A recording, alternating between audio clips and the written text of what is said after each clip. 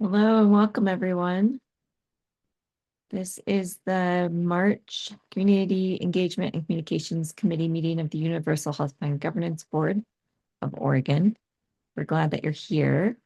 We're going to give folks 1 second to land here in the Zoom room and get oriented and make sure that we have a quorum. So we'll get started in just a moment.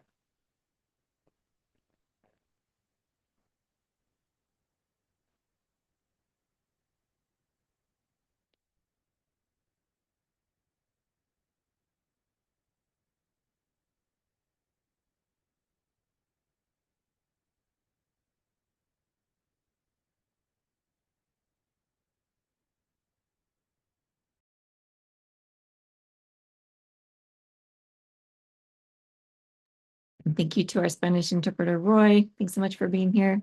We appreciate you.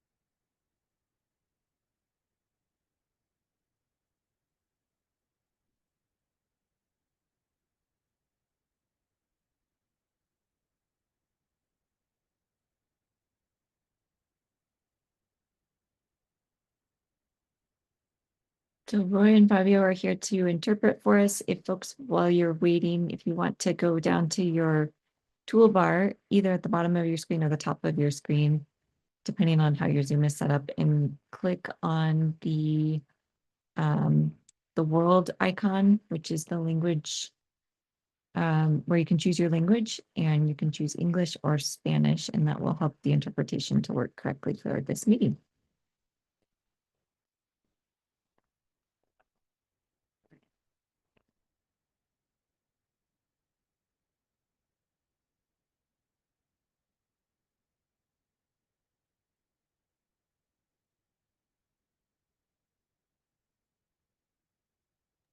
All right, how are we doing on quorum? Looks like we've got a quorum and no one's in the waiting room right now, so I think we're all set. Thanks so much, Isabel. Well, then let's go ahead and get started. Welcome again to the March Community Engagement and Communications Committee meeting. My name is Michelle Glass. I am one of the co-chairs along with Amy Fellows from the board, and I'm so glad to be meeting again. We're back to our monthly schedule now, and of course, this month we are meeting on a different date than normal because of spring break and schedules. But starting next month, we'll be back to our normal schedule and a normal monthly cadence. So could we advance to the next slide real quick? So we will do a quick tech check. Then we will make sure that we do a roll call and we will review the agenda and then we'll start into it. So I'll pass it over to Steph. Yes, so on the next slide, we should have kind of a summary of the Zoom features that will help you in this meeting. The mute and unmute button should be in that Zoom menu bar, and as Michelle mentioned, we have a Spanish interpretation available today. And for members of the public, the sort of unmute and video is turned off unless you are signed up for public comment, and which we will turn those on when we get to that portion of the meeting. And if you have any issues, you can let us know. Thank you. Thanks, Isabel. Let's go to the next slide. We'll do a quick agenda review. So we're gonna actually move committee and board updates from our board's executive director, Dr. Mimi McDonald, until a little later. So we'll start with the engagement and communications update, and then we'll continue with our agenda and let Mimi slip back in to do her updates when she is able. She is at one of the focus groups right now as we speak, which is really exciting. So that's why she's not here yet. We have future outreach planning. So this was something that you all requested. So we're going to spend some time today thinking as a committee about what we can do to increase community engagement now that we have some elements of a draft plan to put in front of people. How do we get that in front of more people and get more meaningful feedback within the time and resource constraints that we have? And also, what do we want to recommend to the legislature? What do we want to put in our report in September for the next phase of this work and for the legislature to really invest in the real broad-based engagement that will be necessary for this to be successful. So that'll be that's what we mean by future outreach planning. And then at 5 o'clock, we do have 3 people signed up for public comment. That'll be limited to 5 minutes each. We're really excited to hear from folks. And then we'll take a quick stretch break. We'll come back together as a committee and talk about what we heard and what you all want to make sure gets brought back to the board from that public comment. Then we'll do committee member updates, meeting reflections, and close. Any questions about the agenda?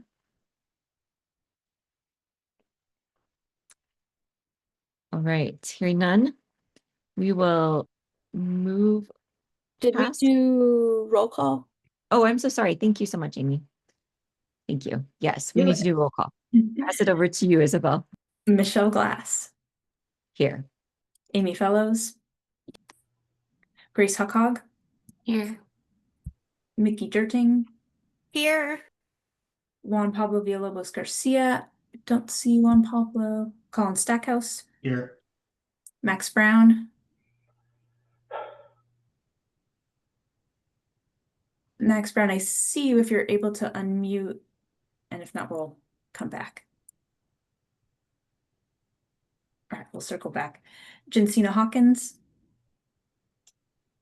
Here. Thank you. Jay Brown. I don't see Jay. John Buzzard. Here. Thank you. Craig Newton.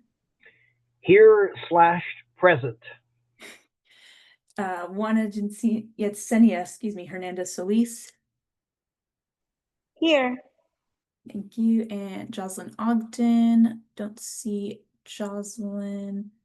And Max Brown, are you able to unmute?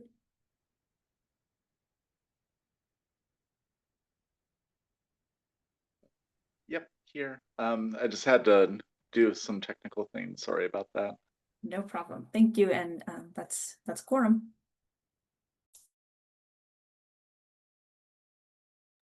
Perfect. And I am getting a note from the translator, so I just want to make sure. Yes, okay. If anyone's having trouble accessing the translation, make sure that you're on the English channel if you want this in English, and then select Spanish if you prefer to listen in Spanish. So thanks again to the interpreters. Perfect. So this is it. This is like we're in the thick of it with those with the limited focused groups that we've been talking about since 2024. So when it comes to the engagement and communications update, it's mostly engagement this month. We did, I think in January, announce the updates to the website, and certainly Wentz Jackson Consulting has been using all the materials that you all helped to develop to support the focus groups. But in terms of the engagement itself, December, January, and February were all intensive planning. So taking the list of suggested groups that you all have contributed to, and also getting suggestions from board members and other committee members, and then identifying some clear criteria so that we could have a fair and equitable process. And this is the criteria that we used to select from that list, to select participants and also identify groups that might be missing. So we did find gaps and add to that list as well. And again, we were reaching 8 specific groups. So employers, businesses, healthcare providers, healthcare insurers, coordinated care organizations or CCOs, healthcare consumers, disability-led organizations, and community-based organizations. And some of these are tricky, right? Like asking insurers and CCOs to come and give us feedback on this plan is a little awkward. That is a specific direction from the legislature. So that is those are the 8 groups that that we had been tasked with engaging, and this is the criteria that we used because for some of these groups, like CCOs, we just invite every CCO in the state, and that's pretty simple. But when it comes to healthcare providers, we wanted to make sure that we were,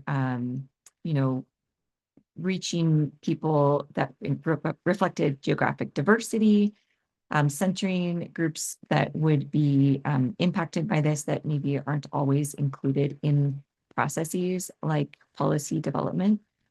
Making sure that we're engaging with folks who have feedback that's relevant to the plan and avoiding duplication of input. So you can see all the criteria that we used here, because clearly there's a lot of options that we would have in some of these groups that we were creating focus groups for, and those focus groups were capped at 12 to 15 people so that we could have really robust conversations.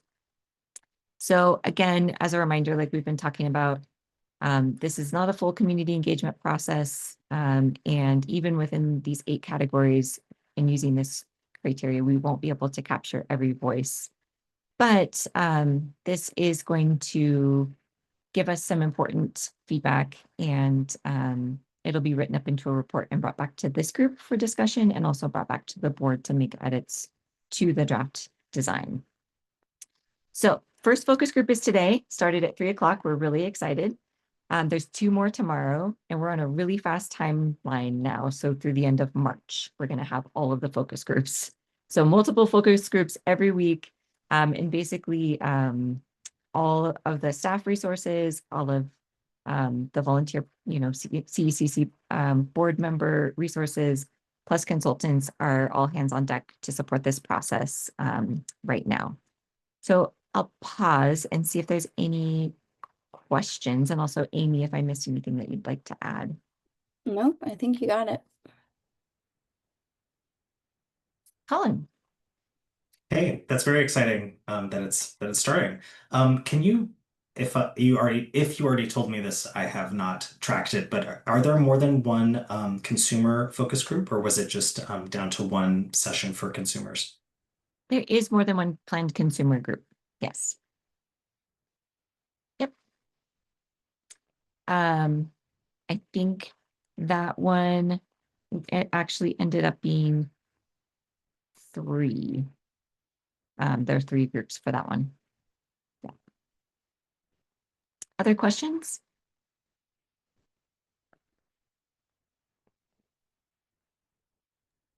One thing that I'm really excited about for folks who followed the work of the task force, which created the vision and kind of the draft plan without the financing piece before the board was created by the legislature.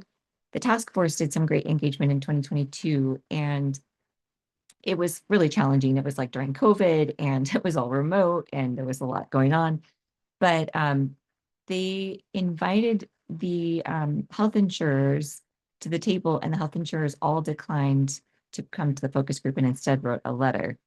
I am really excited that we have some insurers who are willing to engage with us this time. So I'm feeling excited about the success of the outreach and the insights that maybe we'll get, and also just being able to, meet that, be successful, show that we're successful in our deliverables to the legislature, so that they will hopefully be inspired to continue to invest in this work, because there is more work that needs to be done after September. So,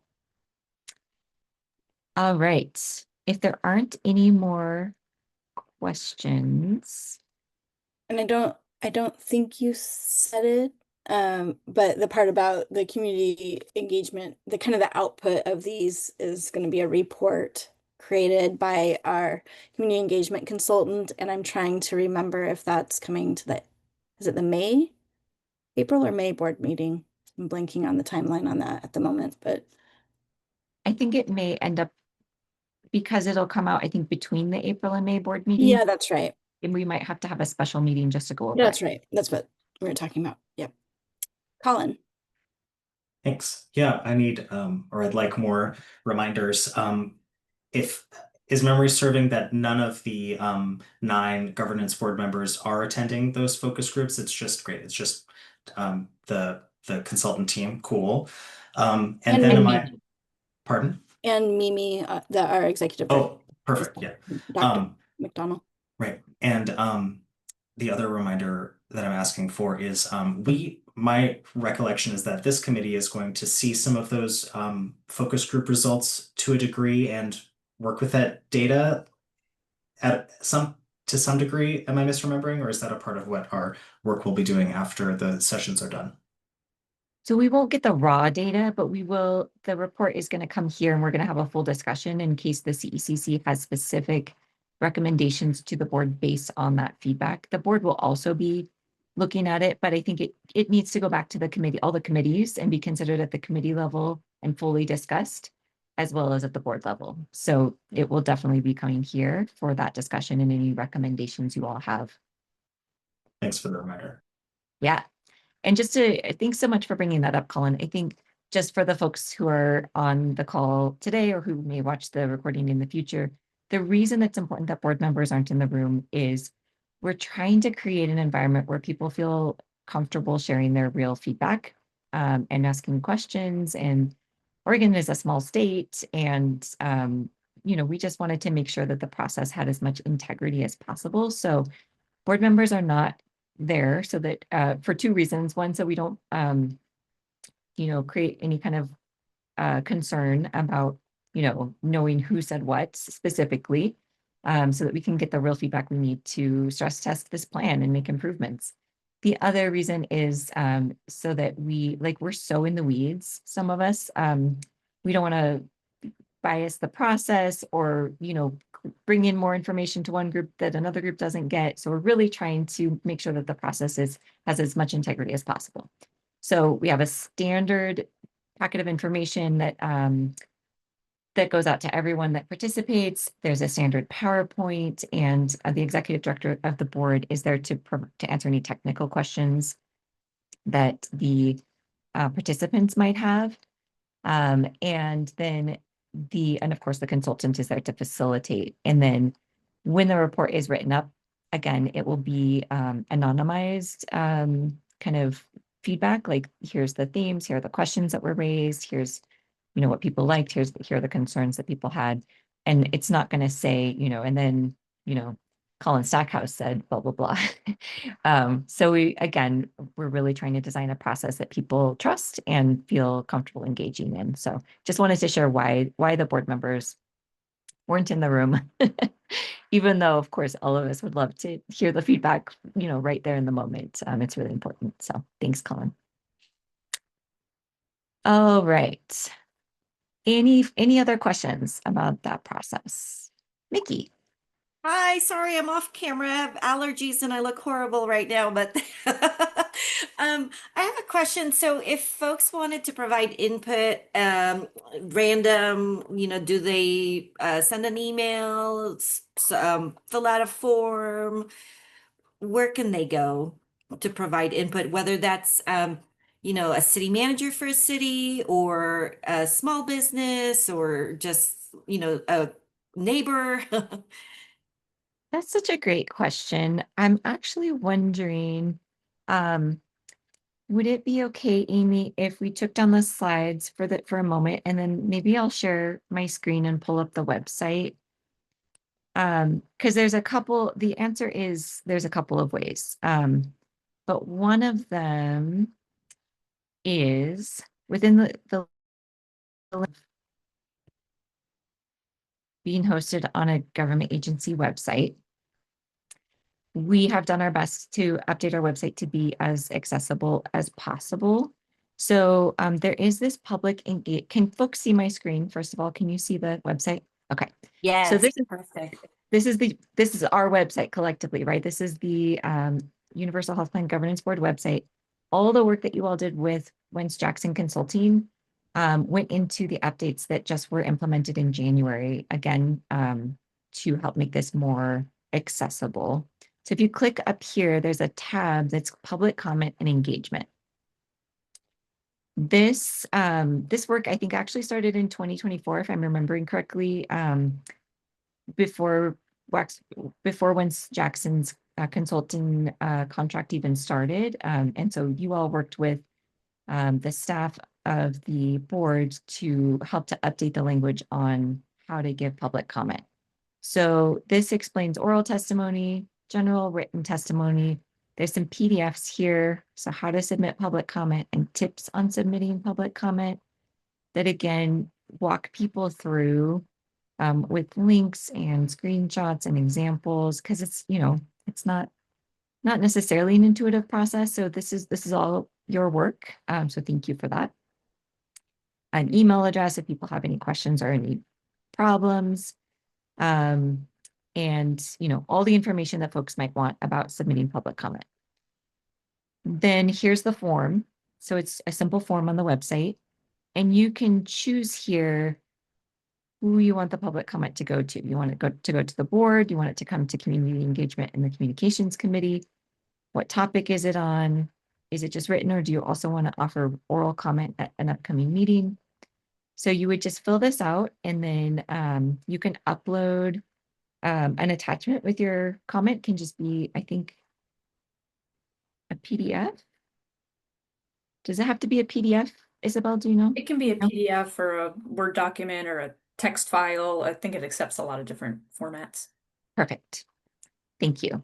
I may have even Then- received a spreadsheet once, so. Oh, awesome. Great. So, and then again here, if people are interested in what other feedback folks have given in the past, here are here's the public engagement reports from the task force in 2022 that folks can also read. So it's all kind of in one place. So this would be where people would go to sign up to give public feedback, like at our meetings, now that we're reserving an hour for public comment, up to 5 minutes per person. This is where people could sign up to give that public comment. Or if they, can't make the meeting or are shy, camera shy, don't want to give us feedback live, they can upload that written comment, or they can do both. So, so this is the way that we receive all of our public comment. Does that answer your question, Mickey? And do you have any follow-up? Yes, that's perfect. That's beautiful. Thank you. But you said there's two ways. This is one, or are you talking about? The oral comment, this is the place that you would sign up for Oh, either live oral comment or written got it. or Okay. both. Yeah, I got it. Thank you. Yeah, it's all on this tab though, and hopefully that tab is easy enough to find. Beautiful. Thank you. Yeah, thanks for the question. And thanks for any work that y'all are doing and sharing that out, and generating more public comments is amazing. So thank you for that as well. And thanks, Isabel, for dropping that link in the chat. Any other questions?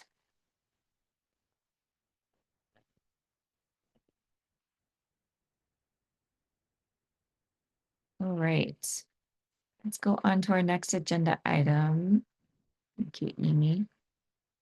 So with all of that said, we as a committee have completed our initial communications work plan and deliverables.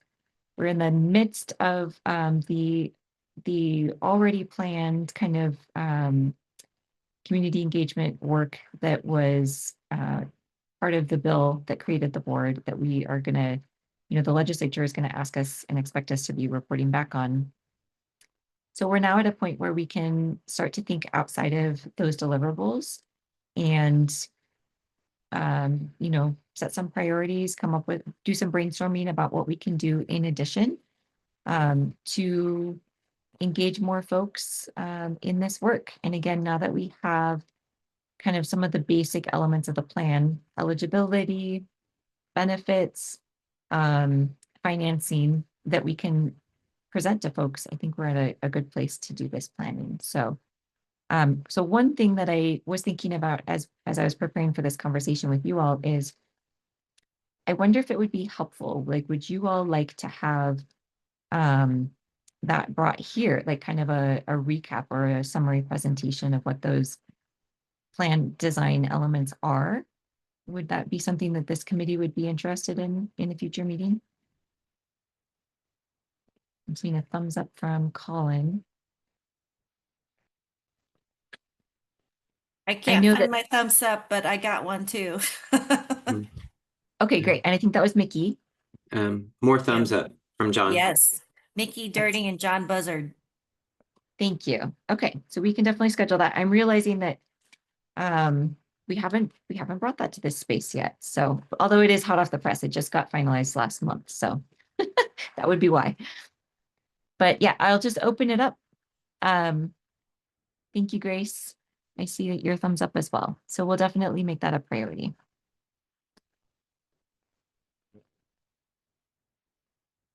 So I'm so sorry. The window is like slanting, or the sun is slanting through the window in my office.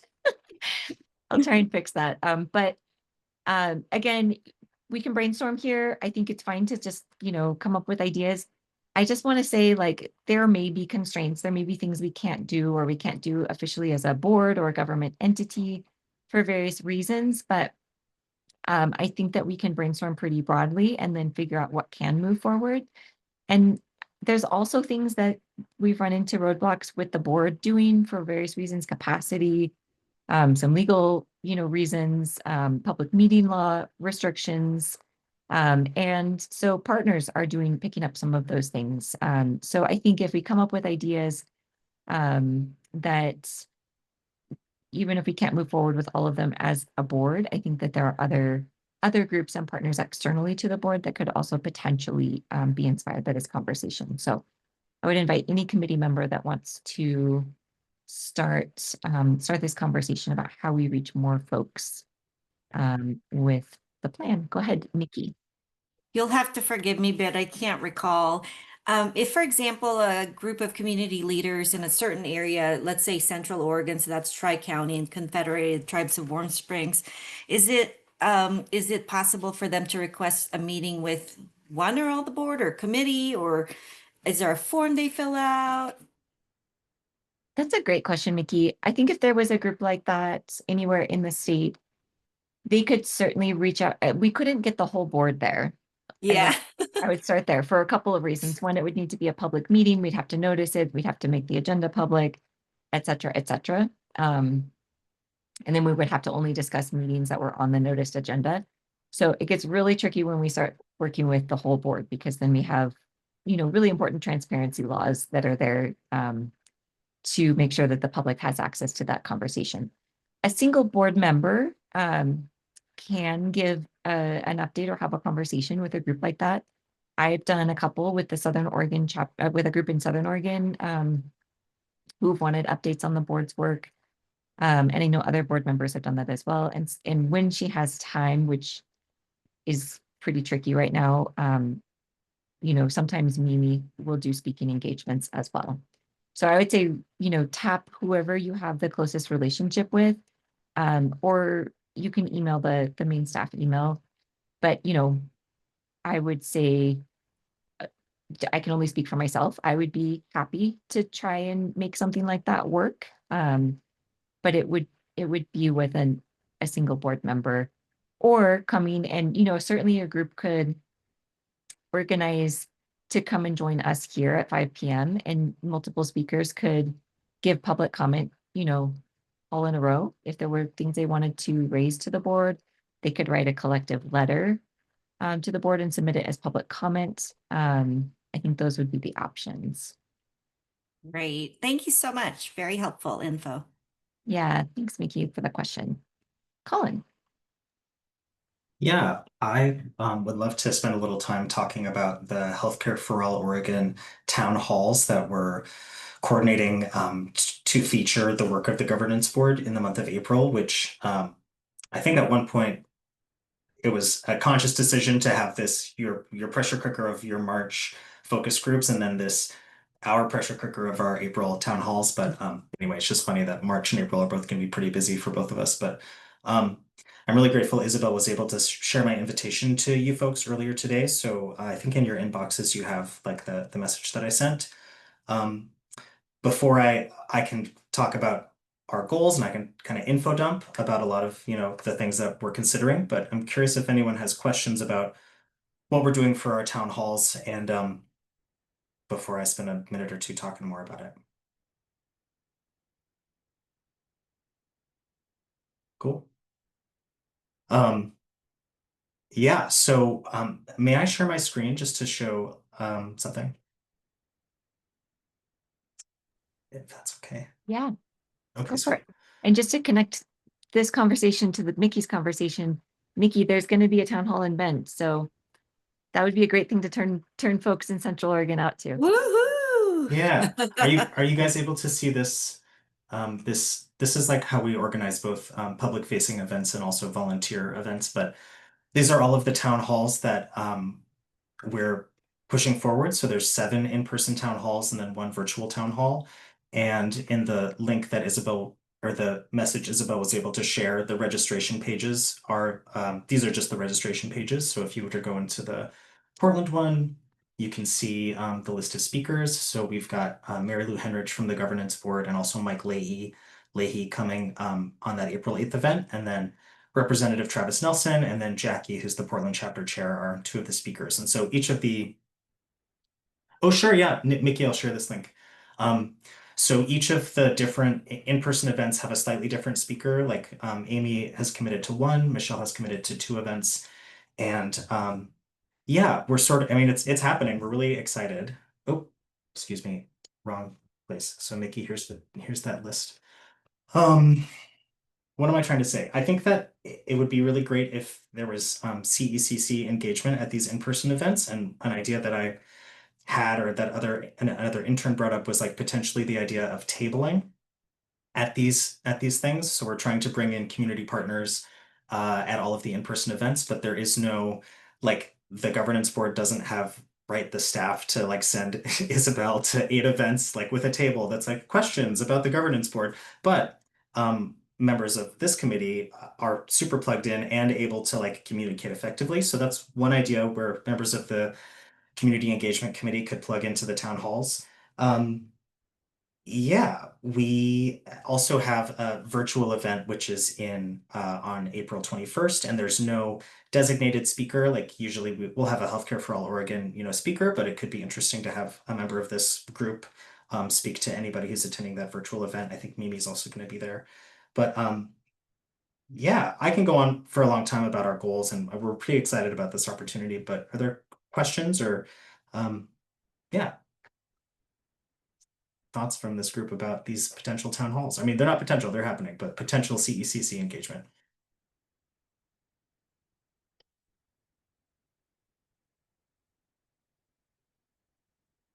Questions for Colin? Yeah. Jensina? I mean, honestly, I thought this is more of what we were signing up for in the first place, was the ability to actually go out and engage with the community. So I think this is great that HCAO is offering this opportunity. Great.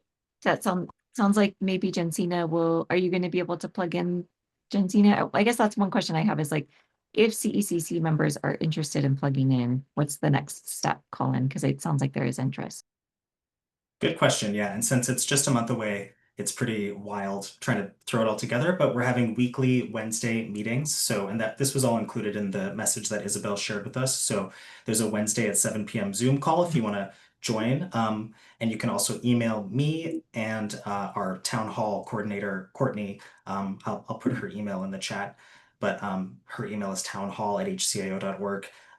Like I said, I think the easiest thing that I can wrap my head around about like combining the HCAO work and the CECC work is having CECC people at a table like presenting and also like engaging with the audience. But I think there's a lot of other ways to get involved too. So yeah, go ahead, Craig. Thanks, Colin. Do you want like the CCOs to be involved? I sit on the Jackson Care Connect Board of Directors and the Community Advisory Council, do you want me to bring this forward to those two groups they can put the word out to have people attend, or That would be wonderful. I'm just yeah. throwing things out. Yeah. Craig, can you remind me where physically you live in the state? Or if that's relevant. I think Craig is frozen. I see that. So I'll just share quickly that he's in Jackson County, I believe, because Yeah, he's I'm in Medford. I'm in Medford. Yeah, I mean, we'd love to have you participate. I'm in Medford. Cool.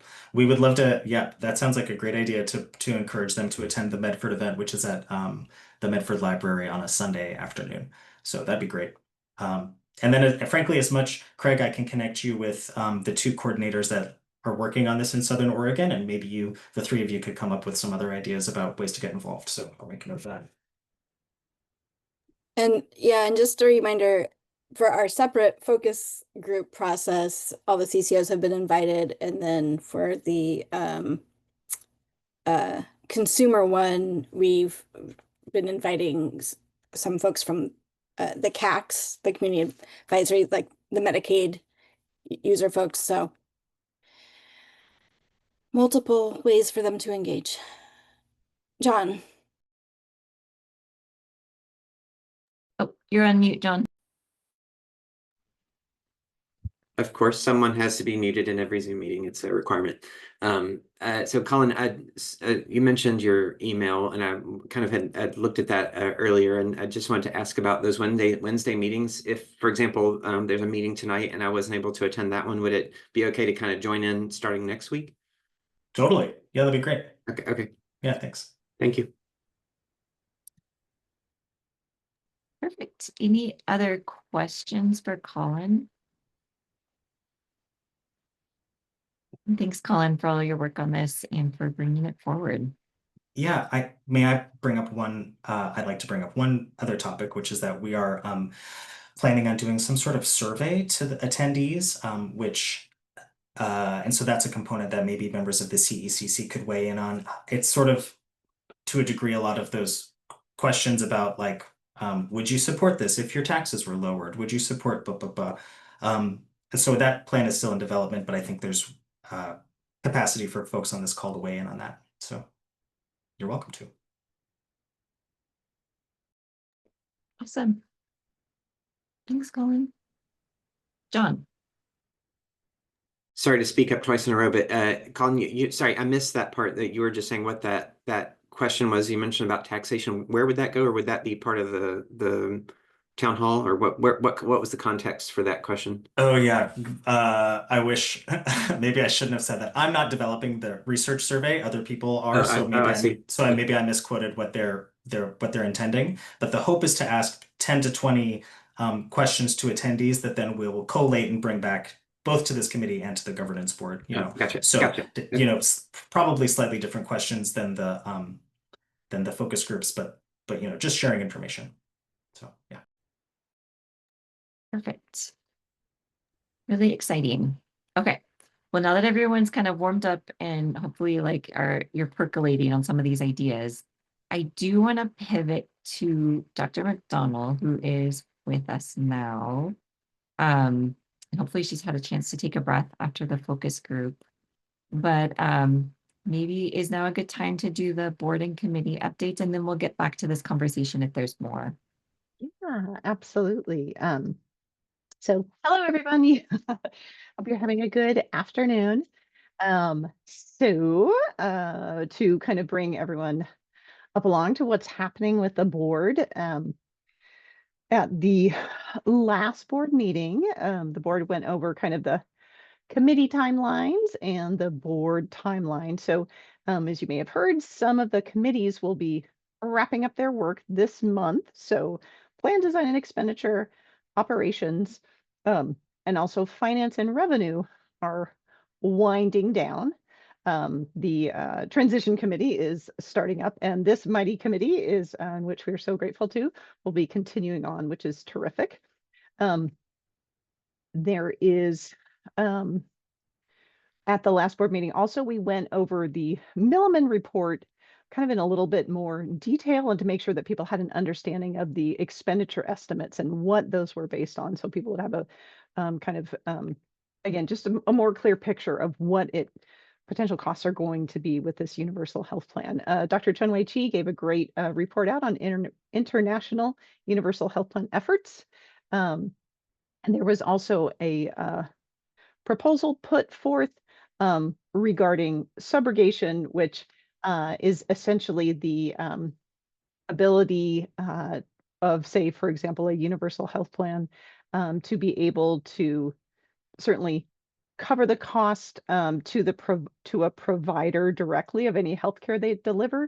But if the person who received that healthcare, if it was as a result, let's just say, of an accident and there was auto insurance involved, that a universal health plan would then be able to go and get the funds from that auto insurance. So there's some of the rules around that.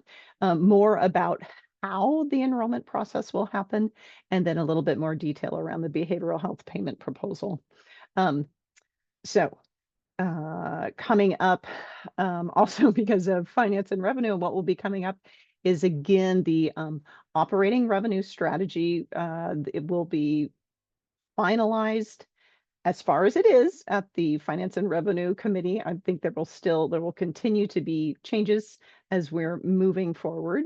But the Finance and Revenue Committee is going to have their final meeting on March 17th, and they will make a decision about that, and that will be presented to the board. Also, a lot of work has been put into what's called the reserve revenue strategy. So of course, health plans have to have funds in reserve to cover costs that are forward, and that's a significant amount. If you think about multi-billion dollars per year are spent on it, that means you have to have some amount of billions of dollars in reserves, and how that will come about. So that's more to come. Finance and Revenue is, as I mentioned, kind of wrapping that up, but that will be presented to the board, and probably some of that work will still continue to be worked out through the Transition Committee. Operations Committee, Lee Hastings gave a great presentation about federal health plans and how they can interact within a universal health plan. And also we're continuing doing sort of fact finding and information gathering around information technology systems. So we learned a lot about how Washington is developing a unified healthcare information system that will incorporate not only people who are on Medicaid, but all people who receive services through DHS and also through their carceral system as well. So an electronic health record that's really unified in how that's working. Plan design and expenditure, as mentioned, they have wound up their work, but there was a lot of report out on workforce cost containment. That's something that you're going to see continue on, and also questions again around enrollment. And our transition committee, our first kickoff meeting is on March 19th. So super excited about that. Sorry, I might be a little breathless because running from one meeting to another, but and if board members or anyone wants to add anything, please do, or if there's any questions. Thanks for summarizing all of that work for us, Mimi. Does anyone have questions about what Mimi just shared?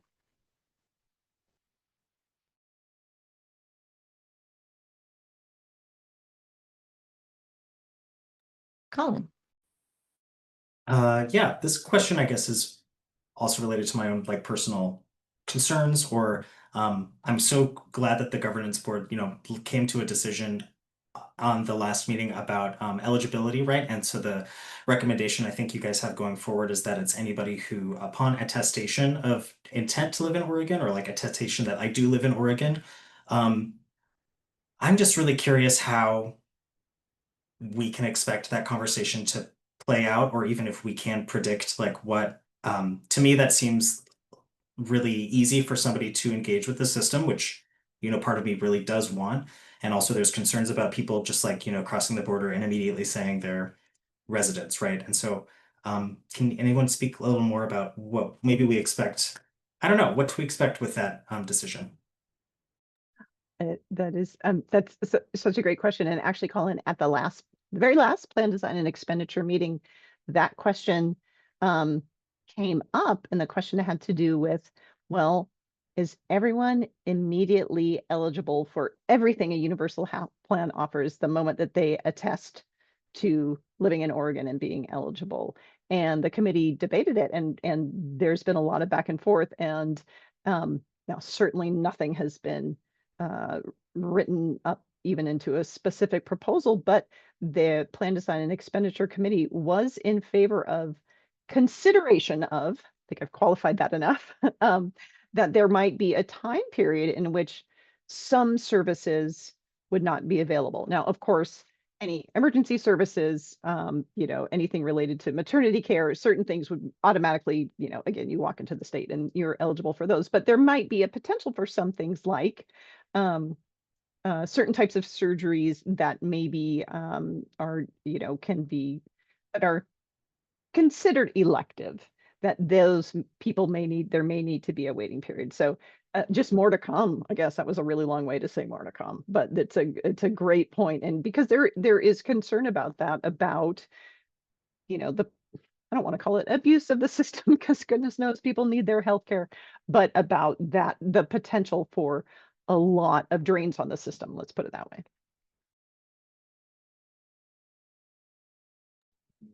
Thanks for that great question. Other questions?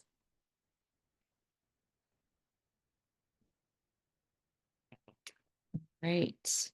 Thank you, Amy. Appreciate that. All right. So we are going to pivot back to our planning conversation.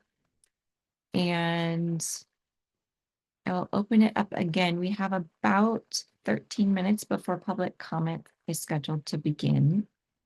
So thinking about kind of all the communications work that you all, okay, thanks, Mimi, that you all have done in the last 2 years, thinking about, it's really exciting to be in this place where we have draft plan elements and answers to questions, like was just demonstrated by Mimi. We couldn't have done that 2 months ago, so that feels really good. What other avenues do you all see? We've talked about public comment, we've talked about requests for, meetings or presentations, we've talked about town halls. Other ideas?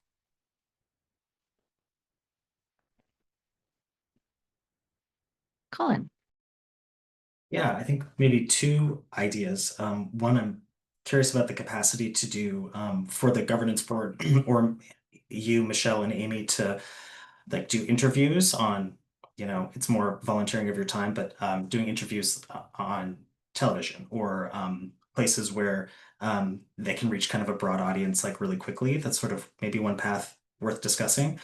And then another one is this conference that I've attended a few times in Portland. They often have it in Portland, called State of Reform, which specifically focuses on, it's like a conference focused on the intersection of like health policy and healthcare reform. And this is exactly, the kind of topic I would think would be interesting to highlight at that event. So yeah, maybe reaching out to that conference group and offering that you guys could co-participate or participate in some way.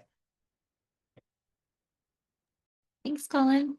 When it comes to media, those are great suggestions. When it comes to media, we do have an adopted formal board policy that we have one single media spokesperson, and that is Mimi McDonald. So board members are actually not allowed to speak with media about the work of the board. And so that is one piece. So we're probably not at the point where we'll be doing proactive outreach to the board yet. But if media inquiries come to us, they would all need to go to Mimi per our adopted policy. So I want to be transparent about that. When it comes to conferences, I think that's a really interesting idea. And certainly, I just wrote that down. So certainly that's something we can keep track of, is like potential conference opportunities. I think something as formal as that would probably need a board vote for someone to like officially represent the board at at something that high level and that visible. But it's not something that I know of any official barriers to. So that's a good thought. And I see press releases from Grace.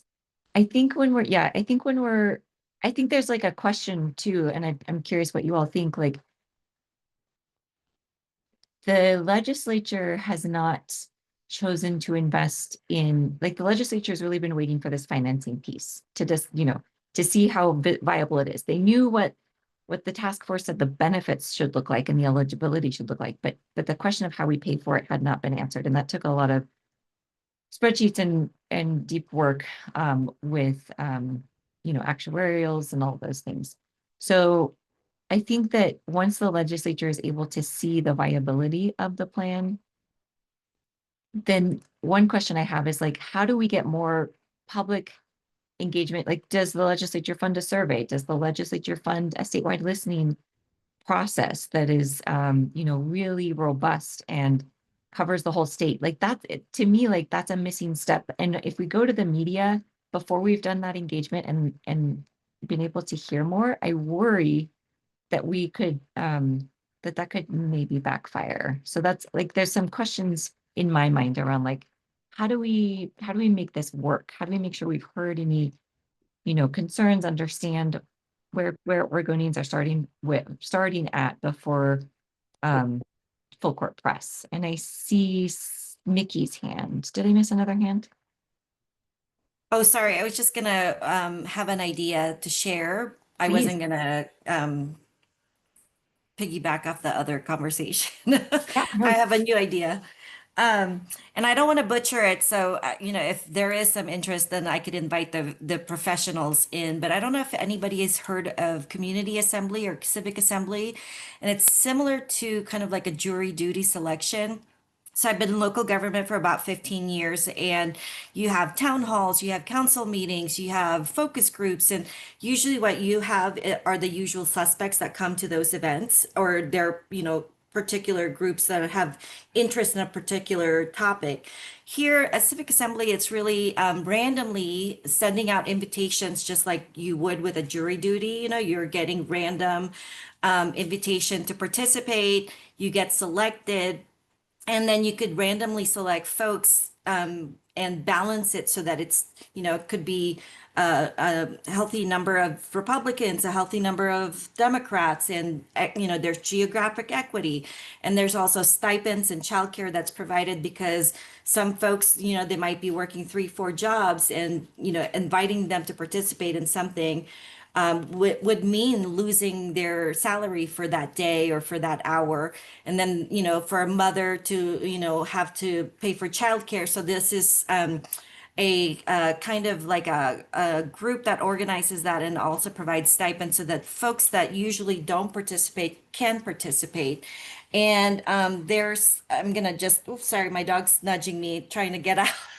So I'm distracted, but it's kind of like a policy jury. They randomly select folks from the community. It brings together a small group of residents, and it reflects the broader community demographics, income, geography, and they dedicate their time to learn about a complex issue, and they hear from multiple perspectives. So it could be the board members or subject matter experts, and they work through these these like dense, complex information. They deliberate amongst each other. And then at the end of this, it could be like 3 weekends or 3 weeks with like a day here for each week. At the end of this, they all come up with policy recommendations, and it's facilitated by a neutral party. So it's not biased facilitation.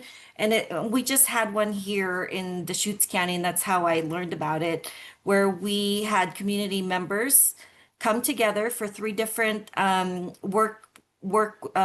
3 days for 3 different weeks, and they came up with recommendations to policy makers regarding youth homelessness. And it was really amazing. And to this day, a year later, the people who were part of that group are still fully engaged. And those that don't normally participate in something like this were just so surprised that their voice was heard and that they were able to participate and make policy recommendations. And these are the kind of people that normally wouldn't attend like a city council meeting or a town hall or what have you. And it's not a replacement, but it is a complement to it. So I was just wondering if there would be any interest. I could invite speakers over. From what I gather, it was actually something that in the past the legislature actually wanted something like this for statewide community engagement. And I think a bill for it passed, but then funding didn't come through or something like that. So there might already also interest from the legislature for some type of community engagement that's similar to this model. That's amazing, Mickey. And that's so aligned with something that the board talked about really early in 2024, which was we were exploring how we, one of our adopted principles is community ownership, right? We want community to feel ownership over the plan. And how do we do that? And I think this is something that Dr. Chi was discussing with one of the work groups early on. Oh, wow. Okay. So I That's love great. this. But this is, I think, a great local model that's already being implemented on the ground in Oregon recently. So I think it's a really great example. And this is a component that would be so great to include in potentially as a recommendation to the legislature to fund Mhm. For the next something like phase. at the statewide level. Yeah. Mhm. Yep. Amy, Yeah. what would you say? Oh, no, just, yeah, that it sounds like a great thing to research more and consider putting in the plan as a recommendation. Because I think that's another thing as we're brainstorming here is not just, there's probably a limited what we can do between now and September, but the things that we can recommend go in the plan as recommendations to the legislature. Just like, we want to recommend that like a robust polling type thing happens. So Yeah. that's another idea that we can kind of chew on a little bit more with all of you, what that might look like. So when we're brainstorming, like, don't think it's like things we have to do between now and September, but like things that we can also put in the community engagement portion of the plan that goes to the legislature in September for the next phase of the work and the board. Beautiful. Oh, thank you so much. I appreciate the what do you call it? The welcoming engagement. Thank you. Yeah, thanks, Mickey. That's great. So I am taking some notes, and we've got like 2 minutes left. So any other quick thoughts or any other thoughts on what Mickey just shared from other committee members? John, please.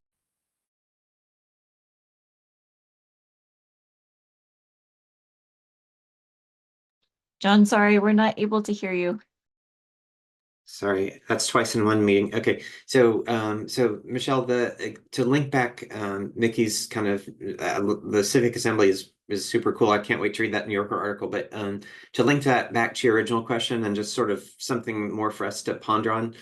Michelle, your question was that sort of about funding to support an outreach and engagement effort, basically after the plan has been formalized, and sort of basically informally blessed by the board, or does it precede that? That's what the September part is. I'm trying to wrap my head around. I kind of am trying to put the pieces together of the timeline. It's a great question, John. I'm really seeing this as, when the task force submitted their plan to the legislature, it wasn't the end of the process, right? It came to us for a next step. The legislature said, this looks great. It needs some more work. Not everything has been ironed out. That is what our plan is going to look like. It's like, here's a plan. Here's how basically we started with what the task force gave us, right? Honoring that work. And we tried to figure out how to line up funding to support that vision. And so now we're going to tell the legislature, okay, you funded the task force. They gave you a blueprint. You asked us to figure out how to fund it. We did that. We did, we engaged with the people you asked us to check with to get some initial thoughts on how we would fund that plan. Here's what they said. Now we need you to do some broad polling, fund some citizen assemblies across the state, or not citizen assemblies, civic assemblies. Certainly non-citizens who live in Oregon will be eligible for the plan and would want to be included in the process. So that it's not going to be ready to be put into implementation on October 1st is what I'm saying. I do not think this plan would be successful without some of these steps, and these steps will take investment from the legislature. So the board won't go away. The board will continue after September. The board has no sunset date. So the board will keep meeting, keep accepting public comment. And, you know, so that's just to kind of give a little more context on the timeline. That is our due date to the legislature, but our expectation with all the complexities that have been raised and all of the questions that have been surfaced, is not that is the final plan. We expect the legislature to come back and ask the board to do additional work. And what you were just kind of describing is, at least the way I'm thinking about it, is a way to keep the wind in the sails of the engagement effort past September, right? Is think what you're asking us to maybe think over. Yeah, that's okay. Yeah. That helps a lot. Thank you. Yeah, absolutely. Yeah, And I think that's, oh, go ahead. Go ahead, Amy. Oh, I was going to say, and what recommendations we should put in the plan for that next phase, that hopefully will come with a budget. Yeah, it's clear from the budget and the bill that was passed that the legislature did not intend for this to be the final step, because I don't think there's any expert on public policy that would recommend putting a plan into implementation without a full, broad public engagement. And we were not funded for that, and it was not in the bill. So that, in my mind, that is the next step, and it's kind of really important. So, to put it mildly. Thanks for that question, John. It's a great one. Okay, so we have folks signed up for public comment. Hopefully they are here. We have 3 folks signed up. We're so excited. And we have expanded. So normally public comment is a little shorter, but because we as a committee have some leeway and have set aside some additional time, we are giving each individual 5 minutes. Our goal is to fill up this hour. We'd hear from as many people as possible. This is our first extended public comment opportunity. So hopefully the word will continue to get out and we'll have more folks signing up in future months. But we're so excited to hear from the first 3 folks. Isabel, do we have folks in the room? Yes, we do. Everyone is here. So just for the record, written public comment can be submitted at any time via our website, and the cutoff for that is 72 hours in advance of the meeting. And for this hour that we're doing now for spoken public comment, the cutoff is 24 hours in advance of the meeting. But today we have 3 people, and the first person today is Dr. Vern Sabo Jr., and you should be able to begin your testimony now. Yes, thank you. Dr. Vern Sabo, representing the Oregon Chiropractic Association. The comment I wanted to make, or comments I wanted to make, is relative to reimbursement to various types of healthcare providers. And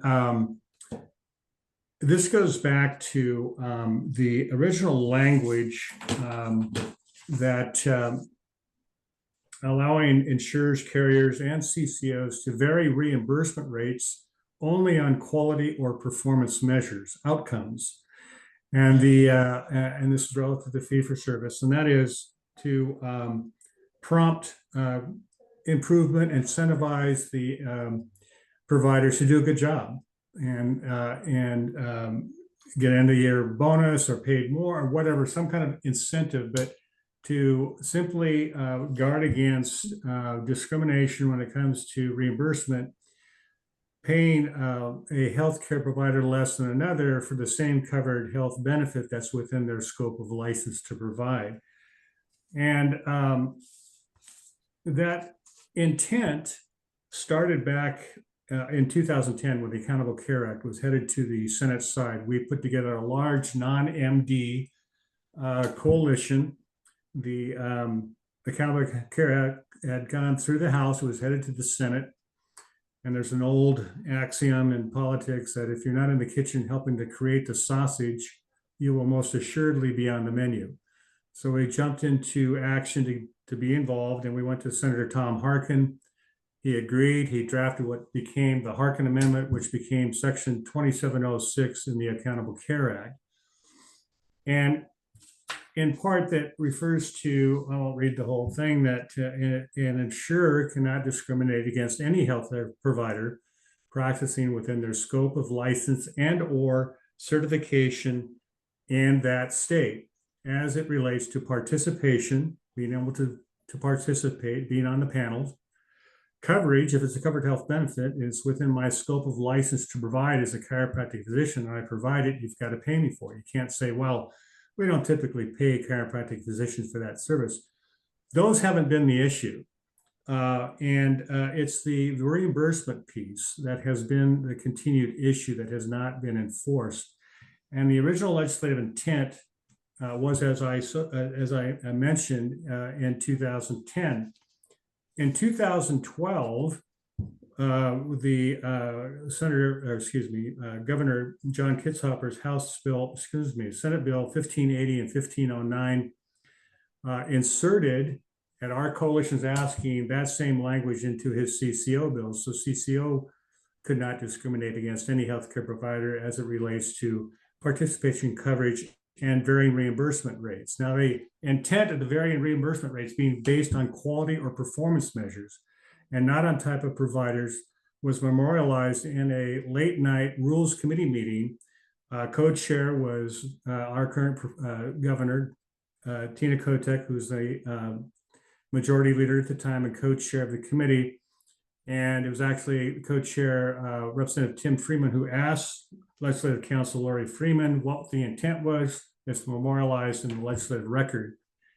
That same language was then, at our asking, inserted into House Bill 2468 in 2015, which applied to small group plans, individual and small group plans. And then in the 2025 session, Governor Kotek's Senate Bill 822 inserted it into all fully funded plans and most large group plans.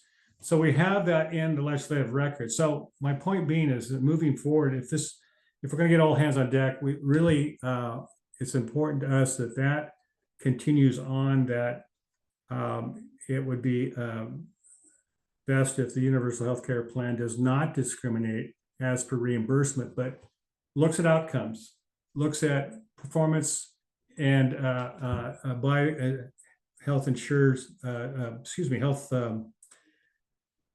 providers as per what quality of service are they providing to incentivize them to do a better job, to ensure better quality healthcare within the universal healthcare plan.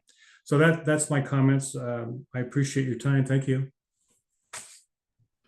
Thank you so much, Dr. Sabo. Really appreciate those comments. I was taking some notes. Thanks for coming and speaking with us tonight and for that whirlwind history of legislative bills relating to this topic. That's really helpful. Thank you. And next up, we have Lou Sininger. And you should be able to start your comment.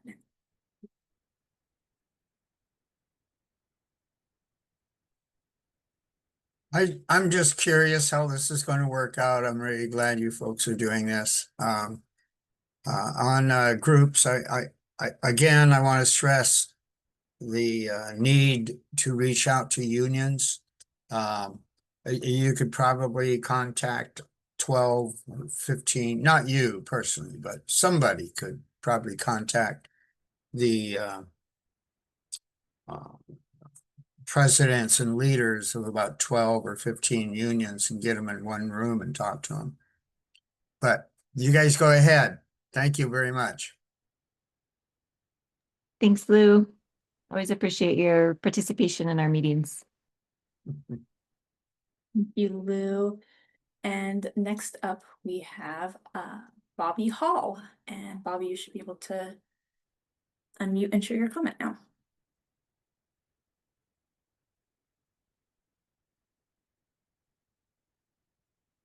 Can you hear me? Yes, we can. Oh, good.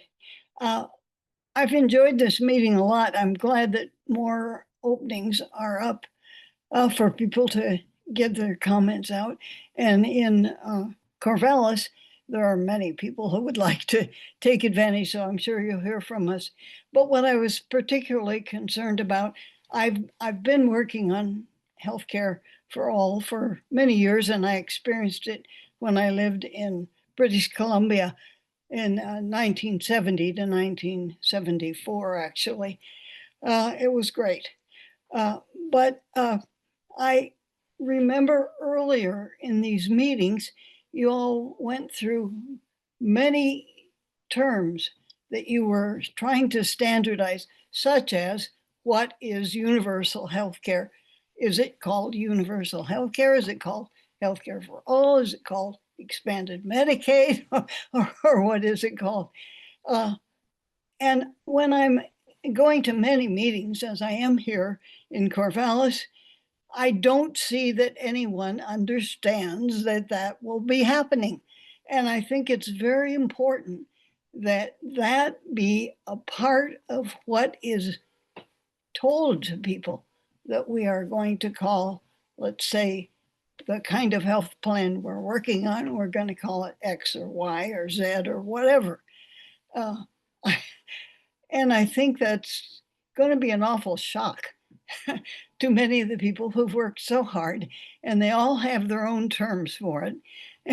And I would like to know how and when you're going to release all these terms that you have standardized.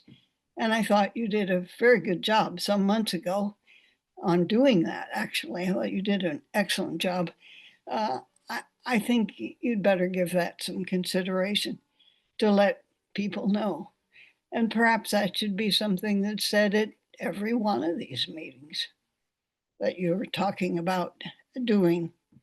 So thank you very much. That's all I have to say now. Thank you. Thanks so much, Bobby. Appreciate it. Wonderful. Well, thank you all for being our first extended public comment folks. We are so glad to hear from all of you. I did take some notes.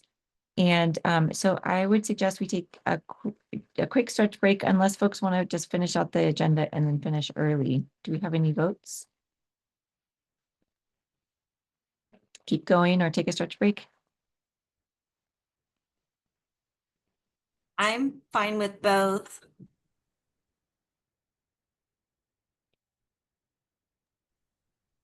Stretch break sounds fine.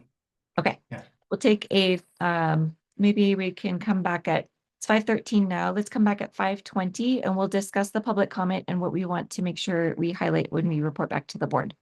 So we'll see you at 5:20.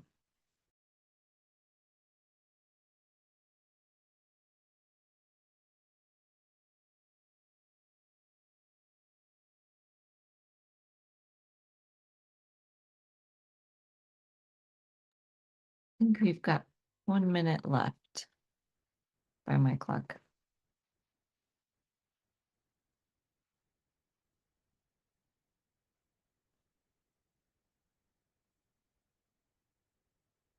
Give folks just another 30 seconds to return.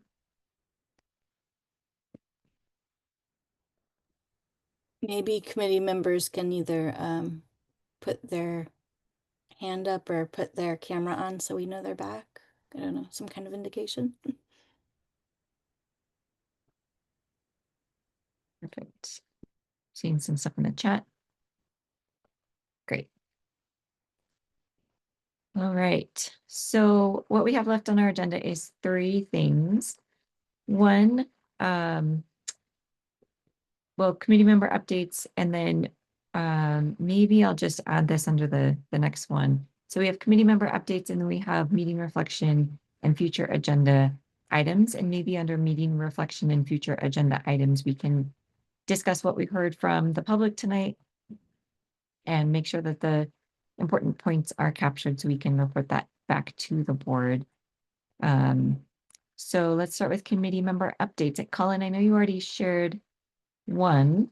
Do you have another one, or does anyone else have a committee member update? And Craig, is your hand up because you're letting us know you're back, or do you have a comment? Okay. I realized I didn't want to miss you if you actually were trying to jump in the conversation. Sorry about that. Sorry, I apologize. No, totally fine. That's what we asked you to do. So I just wanted to make sure I wasn't missing you. Any other committee member updates that folks would like to share?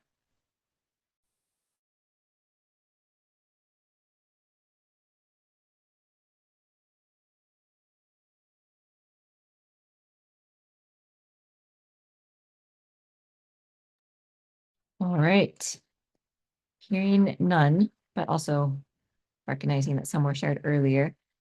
we'll advance to the final agenda item, which is reflections and future topics. So I would open it up to any committee member, reflections on this meeting, any future topics that you would like to see, and then important points from the public comment we've heard tonight that you want to make sure we highlight in our report back to the board. So who would like to start?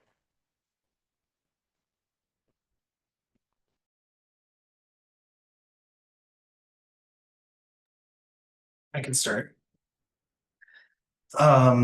Yeah, super great that we're able to do this in the evening. And thanks, Mimi, for like staying past work. It's past 5 o'clock. You're still here. Crazy. Not crazy, excuse me. I mean, there's just a lot of time for all of us. I've listening to the first presenter, Dr. Vern. I honestly think it'd be really helpful or it'd be interesting to maybe have other governance board members or what am I trying to say? His testimony was just so complicated that I think most people on this call could understand what he was saying, but I don't really have a lot of context for all of his comments, so I'm not even sure how to like really digest it and give it back to the governance board. But so and I hope that continues. I hope more people give like complicated, juicy testimony that I don't understand, but I'm not quite sure how the rest of us on this call can work with that information and return it back. So that's one, thought. Yeah, I had one more like question or comment about the town halls, which maybe I should have said, a minute ago, but I'll just dive right into it. Which is that I think it'd be helpful if there was some sort of like cohesive statement from the governance board that we like. I can make it up, I can look up at the governance board site and say the governance board was formed with this legislation and has focused on this, and the best way to reach out is through the public comment thing.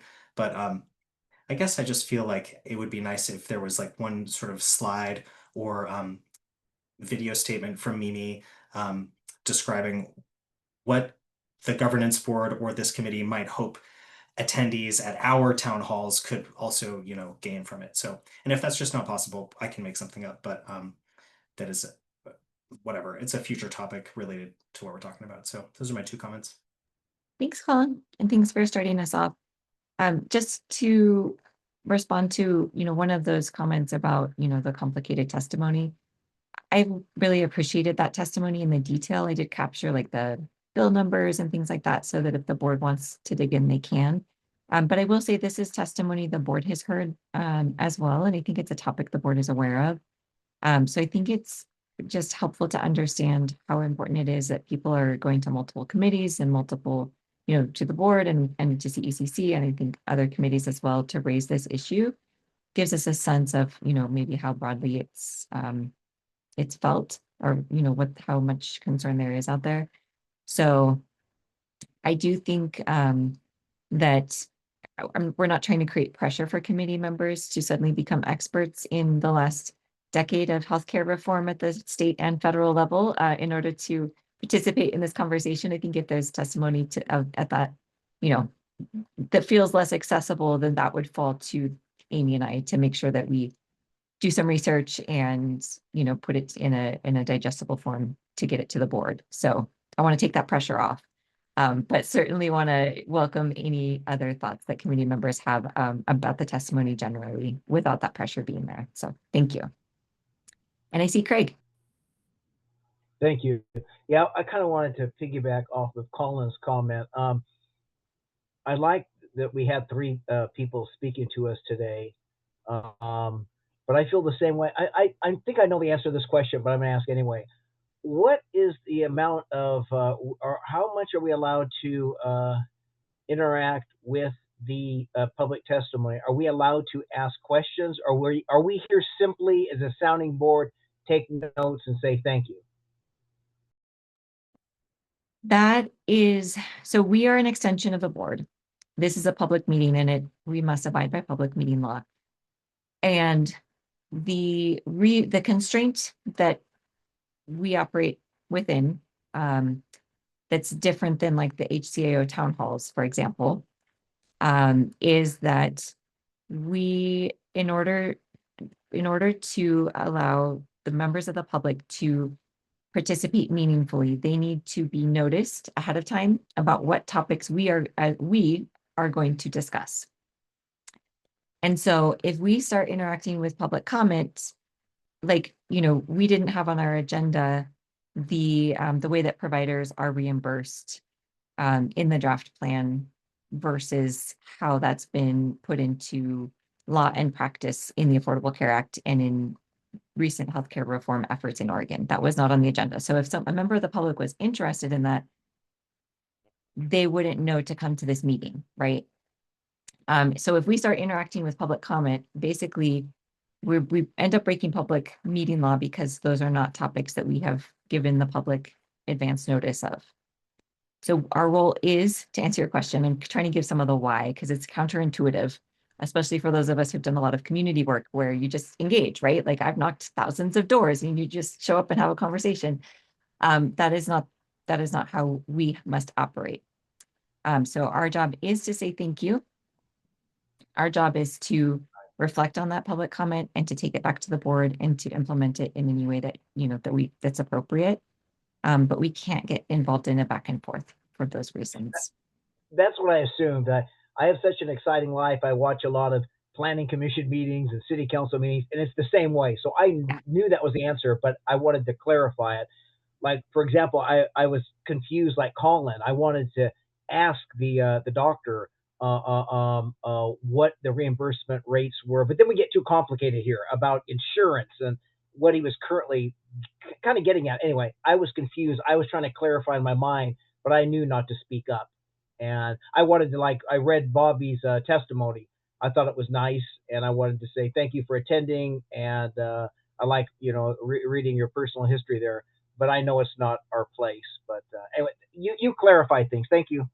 Yeah, I think it's always appropriate and important for us to thank people, let them know we're reading their written testimony. I think that that's always appropriate, but we can't really go beyond that. So your impulse was right. I love to hear that you're attending planning commission meetings. I'm a former planning commission chair. And I think they're, great fun. So thanks for spending your free time doing that civic work. A lot of important things happen in those meetings. So other reflections, other thoughts from committee members on future topics?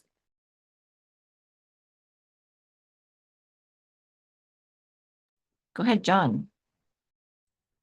This may just be in part a reflection of something that Craig was just sharing in terms of the feedback that Ms. Hall shared, but her comment kind of made me think a little bit more again, going back to our earlier discussion about what form outreach will take in the months ahead. So let's say, I'm thinking about the things that are top of mind for us today, including the HCA, HO town halls, as well as the focus groups. And I was starting to think to myself, so what happens in terms of planned public outreach between now and September, Michelle? I guess that's what I'm trying to think of, is to address some of those information gaps like that Ms. Hall identified. Like, do we have is there already sort of an outreach effort planned between now and September, or will it mainly pick up after September, I guess? That is something this group, I think, will probably continue to have as an agenda item. So that was part of the intent of the agenda item, where we were starting to brainstorm future outreach planning. Gotcha. Okay. What would it look like? I think that's exactly the right question. And, we didn't expect to answer it tonight, but it will be something we'll revisit in April. So yeah, thank you. Other committee member comments, reflections?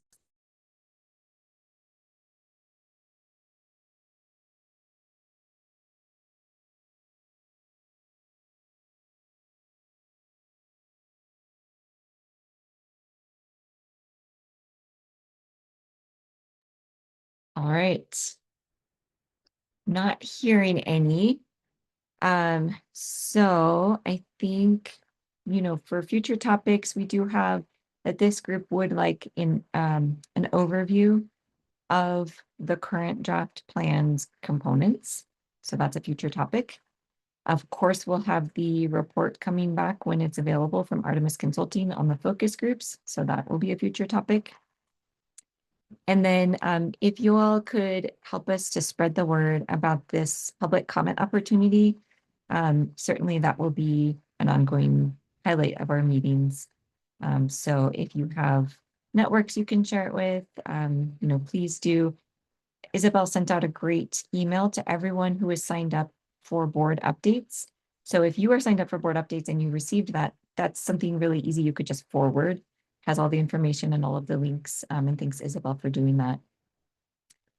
If you're not signed up because you're involved already for updates from the board and you want a copy of it, let us know. We can certainly, forward you a copy to share. But yeah, I would just say help spread the word about public comment so we can get more great input like we did tonight. And and if you want to sign up for those updates, thank you, Mickey. That's such a great. I'm going to drop the link. So it's on the board website. Yeah. Do you want to do a little show and tell again? Or I mean, we could drop the link too. But Yeah. That's probably a good idea because there's a lot on this website, which is great.